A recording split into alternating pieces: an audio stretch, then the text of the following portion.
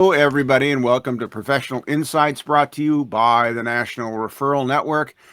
This is where we offer up insights and wisdom for everybody to make use of. We do this every single week at this time. And today, our guest is Eric Morris. Eric is a business coach. Eric, I forgot to ask you, where are you based out of? I'm out of Kern County, California, near Bakersfield. Oh, Lord. So you're just over the hill from where I am. Okay. Yeah, it's cool this time of year. It's like going to be 102 today. It's going to be 102. Yeah, it's cool. Yeah. I think relative to the rest of the country, that might actually be true. Eric, you specialize a lot in helping employers retain their employee populations, and in particular, key employees, and such, and also to help employers build the right kind of company culture so that retention doesn't become a problem. We were talking a bit about that. Can we dive down that rabbit hole for a second? What is company culture and why is it so important? Yeah, I mean, a lot of people throw the word around company culture and know, like academically, we need to do something about that. We need to have a good company culture. But culture basically boils down to how things operate, how we work together. What does it feel like to be in the workplace at this place? And that's what people bring home, in terms of, I work at such and such place and it feels like this to go to work and we do these awesome things, or we don't do awesome things and it's not so wonderful. So that's what the ultimate goal of creating a good culture is having people that want to come every day and for a bigger purpose than just themselves, but be part of something that's bigger than themselves. So is there a shift going on in the workplace where workers are really more than ever focused on that, and it's no longer just about, hey, I need a job? Oh, absolutely. I think that people are looking for purpose. I think they've always looked for purpose, but I think people are more attuned to that today than they are have been in the past, because we live in a land of plenty. Let's face it. There's plenty of resources to live the basics of life. Mm-hmm. So we want more out of that. Mm-hmm. And so, is it gone are the days of the employer or the boss who says, I am the boss because I've been anointed as such, so you will do my bidding? Are those days behind us? They're not completely behind us because there's still some people out there operating that way. But a real smart Jehovah person that thinks that they're the god of their company will realize that it's costing them a lot of money to have these turnovers and always be hiring and always dealing with turnover, and they have spots that aren't taken, so therefore the productivity, how are they going to deliver to their customers? I mean, those are all things. Like, that's how I speak to them about this problem. It's like, what's it costing you? Mm-hmm. Now, do you want to do something? What's causing it, and then what do you want to do about it? And if the cost of an employee is X, turning over an employee and starting all over again is X plus what, 50%? Or, I mean, you're really going backwards for a while you bring on somebody new. And it's hard. It seems to be harder than ever to find good people. How are you working? What are you telling employers when it comes to that? Well, I've read some things like from Gallup and so forth. They'll say 2 times the salary. Mm. It's got, on higher level people, especially, line employees, maybe less so. The training and getting up to speed is a lot faster usually. But in terms of supervisors, managers, key people in your organization, it really costs a lot. And then what happens too, whoever's left behind while that void is not filled, they're getting things thrown on them to deal with. So there's a lot of stress. And when you talk to employers about this, the people that you work with, are they, wow, I never knew it was that expensive? Are they aware of this? No, they roll their eyes at it and don't believe it. But, when you start digging into the results since somebody left and what happened in that department, if they really go do the counting, but they don't usually want to, but if they do go do the counting, they'll find it. they'll find at least part of it to where like, okay, well, we've found out enough. Let's not dig any more up on this. And how often, I'm curious, how often when you're talking to somebody who runs their, whoever started the company, they run it, they're used to it being their own little kingdom. How often are you saying, look, if you want to grow your company, you're probably not the person to be in the role that you have put yourself in because you're just not suited to it. How often does that happen?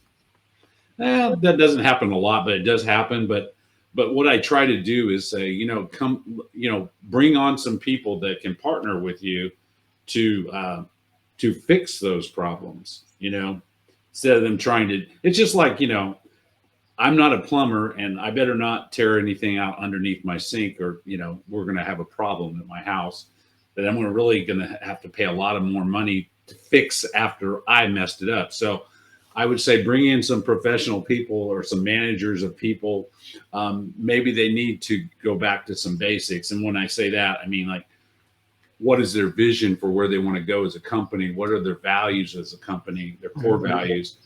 And let's get real about those things and really put those things into place, as opposed to them trying to, all of a sudden become the servant leader in the organization. Because the fact is, if they're, upward of 40 years old, they're probably not going to change that much. Right. I like sports analogies because I follow sports, and I think there are a lot of analogies you could use in business, where if business were a sport and you wanted to get better at that sport, you'd probably go and find a coach.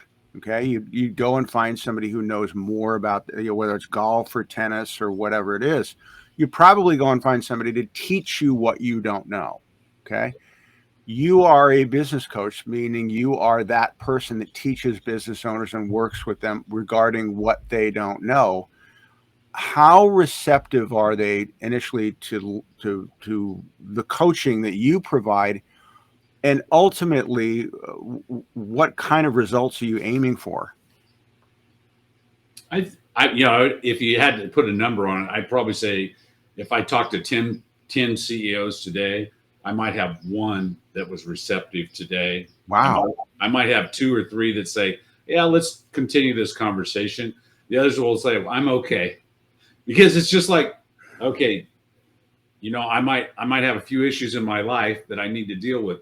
Do I need a therapist? I don't think I do. Maybe I do. You don't know. You don't know what you don't know, until they start working with you. So, sometimes you have to walk into these things slowly, and maybe you have to bring other people along with you that have already experienced having a coach, whether it was you or not, doesn't matter. Well, I'm an avid tennis player, so that is one of the sports I follow, and every single top player, they not only have a coach, they have an entire team. Yeah. that helps them get to and stay at the level they're at. Isn't that a concept that more business owners should embrace? Yeah, I would think so. And you bring up a good point. Those top tennis players have a team of coaches that are specialists in their fields. One guy might be a physical training specialist, and another is on the game itself, and one might be a psychologist. Mm-hmm. And they're all working in their different spheres. And same way in business, we have people that are really good at sales coaching. We have people that are really good at developing leaders and executive leaders. Some are better at training supervisors to be great supervisors. And some are good at training technical skills to the staff to be able, to execute better. And so when you are talking to your clients about where they want to go, are you talking along those lines? Or are you saying, look, you can only get so far with the knowledge that you have. If you're going to get further, you have to acquire knowledge and expertise that you don't have. Yeah, I would. And I go further than, it's not just about the CEO. It's about their team too. They need coaches or mentors, in different ways at different times in their careers. They're going to need different types of help to help support them, to teach them, to be somebody they can throw things off of, that it's a safe place where there's no agenda. It's not their boss. It's not their spouse. to have those conversations and get real. So if somebody's going to hire somebody like you, what questions should they ask someone like you? How do they know whether or not I've got the right coach? Well, they probably will ask me some experiences that I've had, with some of my previous clients. But, I always turn their questions into questions. It's all if they ask me any question about, what do you know about this business? And, it's really about me asking them questions about their business. They know their business better than I could ever know their business. So a coach, unless I'm a technical coach about an industry specific technical field, that's a consultant. Okay. But a coach just asks questions to uncover or to bring somebody back to a question they're ignoring, or they put it on the side for a while, and bring that back up to light and shine light on it so that person can deal with it. The coach isn't really there to necessarily solve their problems as much as they're to expose the problems and hold them accountable to, them self-solving those problems.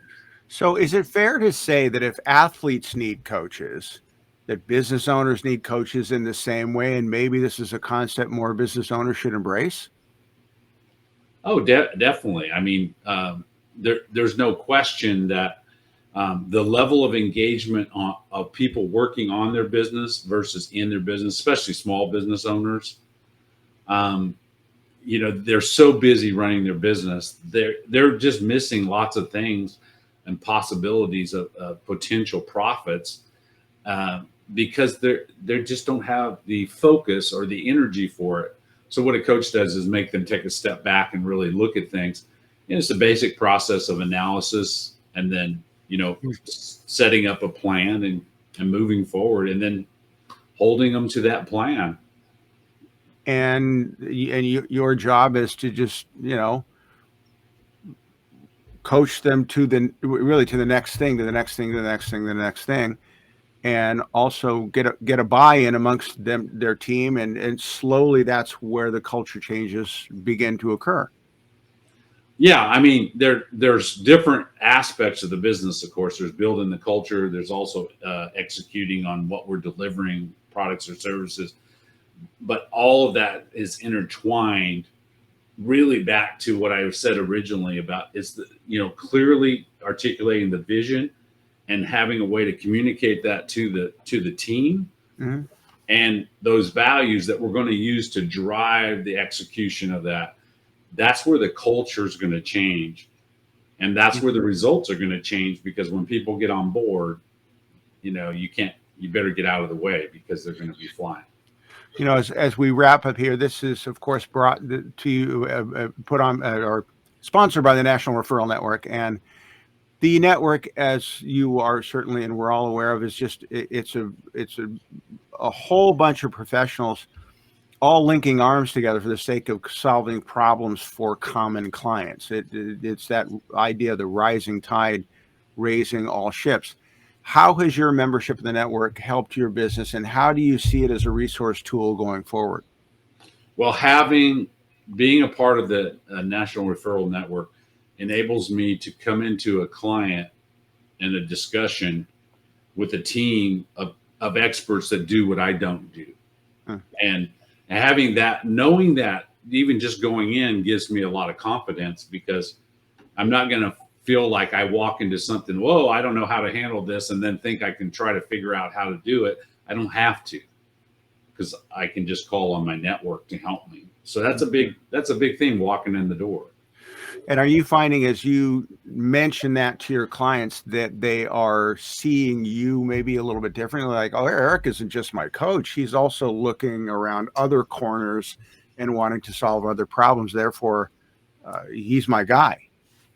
Yeah. I become more of a trusted advisor that can bring resources to them. And for them, that's huge. It saves them a lot of time and effort, and knowing that I'm working with people that are been vetted and are part of my network, part of my team. Well, that's great. We really appreciate your time here this morning. If you want to look at the National Referral Network, This is the part where we put there it is. Comes up on the screen like magic. You can check us out by just logging on to the site, watch the video, read some of the testimonials that are there. Just kind of have a look around. It's really been invaluable to a lot of people, and we encourage you to check it out. So, Eric, thank you very much. Thank you, Mike. And everybody else, thank you. We will see you next week, same time, same station. We are out of here.